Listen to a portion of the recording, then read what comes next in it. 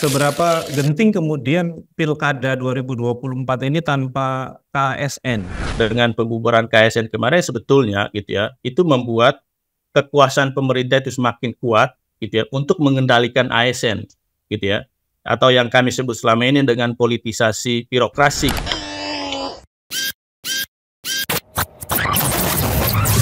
Halo sahabat integritas, jumpa lagi di kanal Satu Visi Utama program Buka Kartu. Komisi Aparatur Sipil Negara melalui Undang-Undang ASN terbaru nomor 20 2023 hilang. Tidak diatur itu artinya hilang, bubar gitu ya, dan ini memberikan konsekuensi serius terhadap penyelenggaraan Pilkada 2024 yang dilakukan secara serentak, terutama terkait dengan potensi pelanggaran netralitas ASN ya di daerah, mengingat ini juga merupakan salah satu temuan umum dalam setiap penyelenggaraan pemilu kepala daerah adanya ketidaknetralan ya, sangat jelas yang dilakukan atau yang disengaja dilakukan oleh ASN yang mendukung pasangan calon tertentu. Nah, di luar itu juga ada isu yang berhubungan dengan fenomena kota kosong ya, yang terjadi juga di beberapa daerah. Kita akan melihat dan mendiskusikan kira-kira apa skenario ke depan ya yang bisa ditawarkan dalam menghadapi situasi seperti ini. Kita akan berbincang dengan Mas Arman Supratman, Direktur Eksekutif KPPOD. KPPOD itu adalah Komite Pemantauan Pelaksanaan Otonomi Daerah. Direktur sebelumnya adalah Bang Endi Jaweng yang sekarang menjadi anggota Ombudsman Republik Indonesia. Apa kabar Mas Arman? Kabar baik Mas Adnan. Apa kabar Mas? Sehat-sehat ya. Iya. KPPOD makin jaya ini kayaknya. Amin, amin. Ya, Mas Arman ini adalah Direktur Eksekutif KPPOD untuk periode 2021 hingga 2025 ya. Jadi masih ada 1 tahun atau 2 tahun atau satu tahun lebih lah ya, periode Mas Arman. Mas Arman, ini kan KPPOD sangat intens ya mengadvokasi isu pilkada, terutama karena adanya keprihatinan besar ya setelah Undang-Undang ASN tahun nomor 20 tahun 2023 itu keluar. Di situ kan ada isu yang berhubungan dengan pembubaran Komisi Aparatur Sipil Negara. Nah, menurut Mas Arman sendiri nih, seberapa sih sebenarnya krusial KASN ini ya? Sebenarnya eksistensinya dalam konteks memastikan ya para ASN itu netral di dalam pilkada, karena ini kan sesuatu yang sulit nih kalau dalam konteks daerah. Gimana Mas Arman? Ya, tentu kalau kita lihat fungsi utama atau fungsi strategis KASN itu kan pertama soal menjaga pelaksanaan sistem merit ya Mas Adnan gitu ya, dan juga yang kedua terkait dengan penerapan netralitas ASN gitu ya sebagai salah satu asas dari pelaksanaan Undang-Undang Aparatur Sipil Negara itu sendiri. Dan kalau kita melihat perannya itu kurang lebih 10 tahun terakhir ya sejak berdirinya itu sangat-sangat krusial, mengingat pertama misalnya kalau kita bicara dalam fungsi pengawasannya dia terkait dengan pelaksanaan sistem merit gitu ya, kita bisa melihat dengan secara sangat gamblang soal praktik suap beli jabatan di daerah gitu ya. Sudah banyak kepala-kepala daerah yang sudah disekolahkan di KPK karena terlibat suap jabatan, dan ini tentu terkait erat dengan fungsi pelaksanaan sistem merit yang itu berada di bawah KASN gitu Mas. Karena kami lihat gitu ya, meskipun sebetulnya ya gitu ya, kalau lihat praktik di lapangan, proses pemilihan terutama di daerah ya, proses seleksi dan juga penetapan jabatan pimpinan tinggi gitu ya, JPT di daerah itu kan meskipun diawasi oleh KASN gitu ya, tapi seringkali oleh undang-undangnya sendiri juga tidak memberikan dasar yang solid agar sistem itu benar-benar dijalankan gitu ya. Karena panitia seleksi itu kan menseleksi sampai 3 orang, urutan 1, 2, dan 3. Tapi penetapannya itu ditentukan oleh pejabat pembina kepegawaian yang itu adalah pejabat politik, dalam hal ini kepala daerah. Tetapi dengan kehadiran KASN sebetulnya itu meminimalisir gitu ya praktik-praktik suap beli jabatan seperti itu.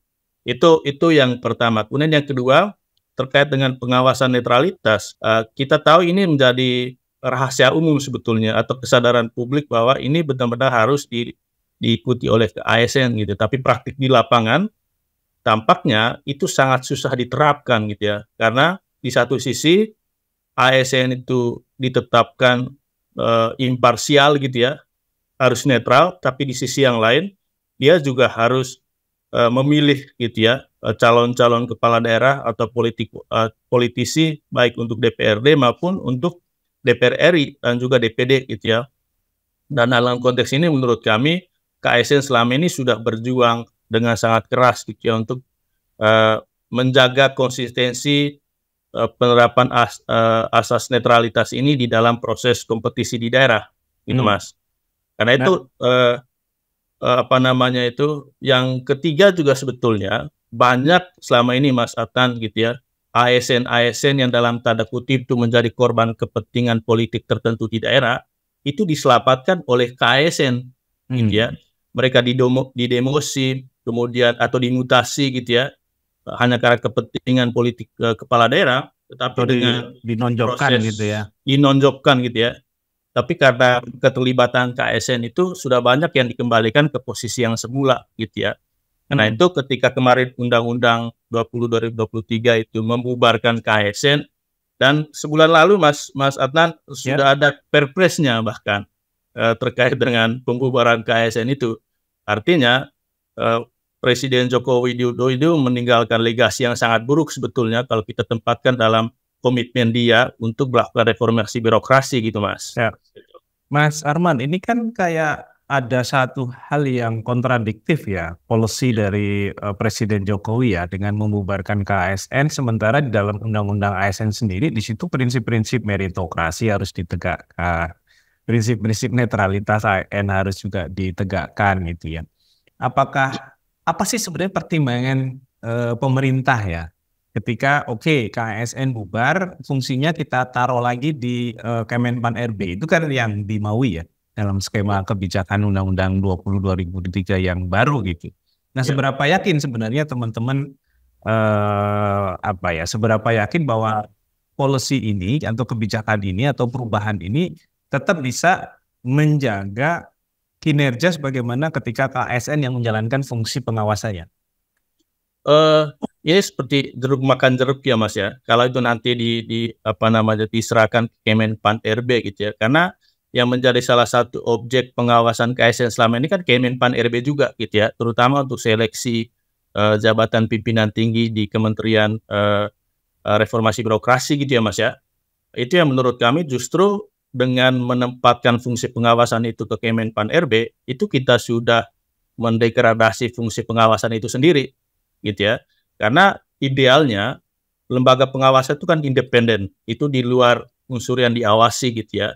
Bagaimana mungkin dia nanti bisa melakukan pengawasan selama dia juga menjadi objek pengawasan itu sendiri gitu ya. Karena itu menurut kami kebijakan ini sebetulnya kontraproduktif dengan upaya kita itu untuk menerapkan sistem merit gitu ya, atau meritokrasi baik dalam seleksi jabatan pimpinan tinggi atau dalam pelaksanaan manajemen ASN gitu ya, baik di level nasional maupun di level daerah gitu ya. Selama ini memang banyak catatan juga gitu ya terhadap KASN gitu. Tapi menurut kami itu juga karena diberi ruang oleh undang-undang gitu ya. Dia hanya menjalankan fungsi memberikan rekomendasi ketika ada temuan-temuan terkait dengan pelanggaran sistem merit atau netralitas gitu. Dan dari advokasi kami dan juga rekomendasi kami dengan beberapa lembaga yang lainnya, ada juga ICW di sana gitu ya. Sebetulnya yang kita dorong kemarin dalam revisi ini adalah penguatan KASN. Penguatannya apa ya? Diberi kewenangannya lebih gitu ya, terkait dengan pengawasan atau menjalankan rekomendasi KASN itu sendiri gitu Mas. Gitu ya. Mas Arman, seberapa genting kemudian Pilkada 2024 ini tanpa KASN? Apakah dengan fungsi baru yang ditanamkan di Kemenpan RB, mereka juga bisa memastikan bahwa pengawasan terhadap netralitas ASN dalam pilkada itu bisa berjalan secara efektif? Apalagi ya ini kan perpresnya baru keluar ya, Pak. Kita juga belum tahu penataan organisasinya seperti apa, apalagi diminta untuk menjalankan fungsi pengawasannya. Di sisi yang lain, kepala daerah yang masih ada hari ini dan bertugas itu kan kepala daerah yang ditunjuk oleh Presiden Jokowi langsung, Ya. bukan kepala daerah yang dipilih lewat mekanisme pilkada gitu ya. Nah ini bagaimana nih relasi yang seperti ini, apakah memudahkan justru pemerintah mengawasi ASN atau justru membuat masalah-masalah netralitas ASN di daerah akan semakin besar dalam konteks pilkada nanti? Justru dengan kondisi yang sekarang tadi itu yang kita sebut dengan masa transisi gitu ya, fungsi KSN ke Kemenpan RB, kemudian fungsi kepala daerah itu sebagian besar itu adalah penunjukan oleh pemerintah pusat gitu ya, dalam hal ini PJ kepala daerah atau kepala-kepala daerah yang terafiliasi dengan koalisi pemerintahan gitu ya. Dan dalam konteks ini menurut kami dengan pembubaran KSN kemarin sebetulnya gitu ya, itu membuat kekuasaan pemerintah itu semakin kuat gitu ya untuk mengendalikan ASN gitu ya, atau yang kami sebut selama ini dengan politisasi birokrasi gitu ya. Jadi kekuatan-kekuatan partai politik, kekuatan-kekuatan di sisi kekuasaan itu dengan sangat mudah dengan kondisi sekarang itu untuk mengarahkan gitu ya ASN terutama di daerah untuk kepentingan politik tertentu gitu ya. Apalagi di sejumlah daerah kan koalisi-koalisi gemuk itu sangat banyak gitu ya. Dan menurut kami ini kekuatan-kekuatan yang sebetulnya itu juga membuat ASN itu bisa diarahkan untuk kepentingan politik mereka gitu Mas, gitu ya. Itu yang kita takutkan. Kemudian yang apalagi kedua, kalau jumlah suaranya signifikan ya untuk iya, memberikan kontribusi pada salah satu paslon yang didukung ya. iya. Di sejumlah daerah kan koalisi gemuk tuh banyak ya Mas ya. Di DKI termasuk gitu ya. Kemudian di Jawa Timur gitu ya, di Jawa Tengah gitu. Dan kami sangat yakin sebetulnya dengan kekuatan seperti ini gitu ya, Kemenpan RB itu tidak akan bisa berbuat apa-apa untuk melakukan pengawasan, apalagi Bawaslu gitu ya. Pengalaman kemarin kita di Pilpres saja Bawaslu itu seperti macan ompong gitu Mas ya, Ya, terkait dengan pengawasan-pengawasan seperti ini gitu. oke. Mas Arman, kalau dari pandangan KPPOD sendiri, isu netralitas ASN di daerah yang paling dikhawatirkan yang itu mungkin akan lebih masif terjadi dalam konteks pilkada apa ya? Ya, Kira-kira ya. sebetulnya kalau kita bicara netralitas itu kan tidak hanya netralitas dalam pilihan politik gitu ya Mas ya. Dalam hal ini jangan disempitkan bahwa netralitas itu ketika dia harus tidak boleh hadir dalam kampanye, tidak boleh memakai atribut-atribut partai politik tertentu gitu ya. Tetapi justru yang kita takutkan sebetulnya itu Mas, netralitas pertama dalam pelayanan publik gitu ya. Kemudian netralitas dalam manajemen ASN gitu ya. Karena dari catatan kami di Pilkada 2018 dengan 2019 gitu ya, program-program tertentu bahkan bansos itu bisa diarahkan untuk kepentingan politik tertentu gitu ya. Justru ini yang menurut kami perlu kita awasi bersama karena sangat efektif itu untuk mengarahkan publik ke pilihan politik tertentu gitu ya.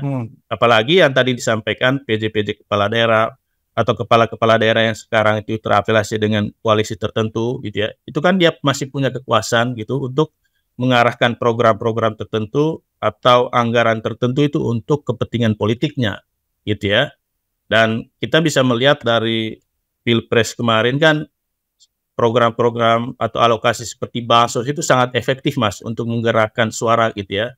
Dan itu tidak tertutup kemungkinan dilakukan dalam proses pilkada besok gitu ya. Gitu. Itu yang kita khawatirkan gitu ya. Jadi ada isu netralitas ASN itu juga termasuk bagaimana mereka bersikap, entah dipaksa atau tidak, untuk kemudian melakukan mobilisasi sumber daya yang dimiliki oleh pemerintah dalam berbagai macam bentuk ya, entah program, anggaran gitu ya. Dalam hal ini misalnya yang kita bisa lihat di kasus Pilpres adalah bansos gitu.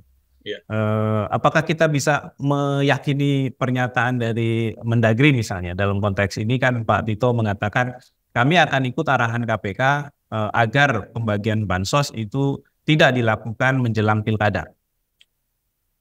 Kami sendiri tidak yakin ya Mas Adnan gitu ya. Pertama manajemen data kita saja udah buruk gitu ya. Soal siapa yang betul-betul harus mendapatkan bansos gitu ya. Kemudian alat ukur bansos itu diturunkan kapan itu kita juga nggak punya kriteria yang jelas gitu ya. Ini ruang-ruang yang mudah dipolitisir gitu. Jadi itu juga yang menurut kami tidak yakin juga kalau Kemendagri bahkan KPK itu untuk bisa melakukan pengawasan sampai sedetail itu, gitu Mas. Gitu ya. Apalagi di daerah, relasi kuasa antara pemerintah dalam hal ini birokrat dengan publik itu kan sangat sangat besar gapnya gitu ya, sehingga publik juga dalam tanda kutip itu juga tidak bisa berbuat banyak gitu ya ketika ada praktik-praktik seperti itu di daerah gitu. Dan di sisi yang lain Mas Adnan, sebetulnya dalam konteks daerah menarik ya, tidak hanya soal politisasi birokrasinya, bahkan ASN-nya sendiri atau birokrat sendiri juga aktif berpolitik gitu Mas. Karena kita tahu ya nasib ASN di daerah itu sangat tergantung kemurahan hati seorang kepala daerah sebagai pejabat pembina kepegawaian. Sehingga menjelang pilkada sebetulnya ASN itu sangat dilema gitu ya. Mendukung itu baik, kalau dia menang pasti bisa dipromosi gitu ya. Tapi kalau kalah itu siap-siap dimutasi atau didemosi gitu Mas. Karena itu menurut kami ya memang ini persoalan sangat kompleks ya. Apalagi fungsi pengawasan dari teman-teman inspektorat itu juga seperti mata ompong gitu ya. Nggak akan mungkin berjalan gitu ya. Kemudian dari pengawasan masyarakat sipil itu juga sangat tergantung seperti apa peta kekuatan masyarakat sipil di setiap daerah gitu ya. Kalau daerah-daerah yang coraknya itu sudah dinasti, itu sangat susah kita mengharapkan pengawasan yang akuntabel dari sisi masyarakat sipil gitu Mas. Gitu ya. Mas Arman, terakhir ini terkait dengan fungsi KPPUD sendiri ya. Seberapa sih sebenarnya kita bisa berharap Pilkada 2024 ini membawa satu perubahan untuk pembangunan di daerah ya, terutama dalam kerangka otonominya itu.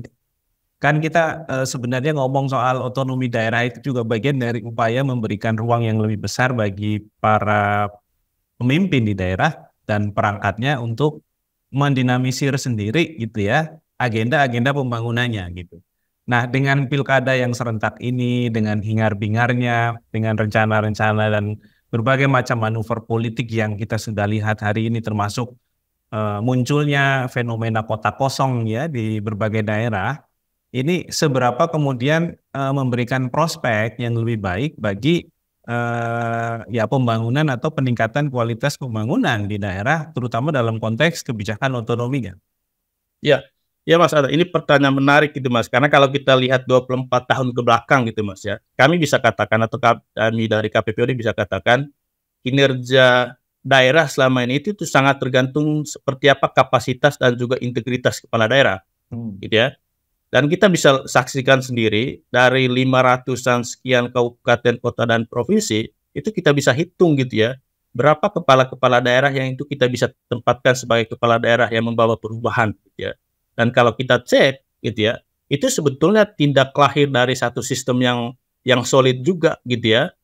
Karena sangat tergantung kepada seperti apa kapasitas dan integritas si kepala daerahnya itu. Bukan didesain oleh pertama sistem partai politiknya sendiri, kemudian yang kedua oleh sistem pilkadanya sendiri, gitu Mas. Gitu ya. Ada beberapa kepala daerah yang sekarang kan sudah promosi ke nasional gitu ya. Yang itu memang menurut kami karena punya kapasitas dan integritas secara pribadi gitu ya.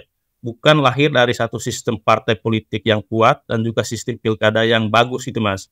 Karena itu pilkada besok juga menurut kami itu juga tidak bisa menjamin sepenuhnya kita bisa mendapatkan kepala-kepala daerah yang punya kapasitas dan juga berintegritas gitu ya. Misalnya di beberapa daerah yang sekarang muncul, ada 41 daerah ya yang kota kosong gitu ya. Even yang nggak punya kota kosong juga menurut kami ya karena calon-calon itu 11, sebagian 12, besarnya 11-12 Mas. Jadi yang disodorkan oleh partai politik itu adalah figur-figur yang dari catatan publik juga tidak punya kapasitas, yang menurut kami juga pilkada ini juga tidak bisa berdampak efektif ke kinerja penyelenggaraan pemerintahan daerah nantinya. Gitu Mas, gitu ya. Ya, terutama karena pasangan calon dalam konteks pilkada yang ada hari ini sebagainya juga tetap merupakan sebuah produk dari koalisi Indonesia Maju Plus ya, yang itu dibangun bahkan disetting dari Jakarta gitu ya, untuk sebuah proses pilkada yang cepat gitu, artinya ya nggak ada lawan ya sudah selesai gitu, aklamasi gitu ya. Itu kan fenomena yang juga kita lihat di dalam pemilihan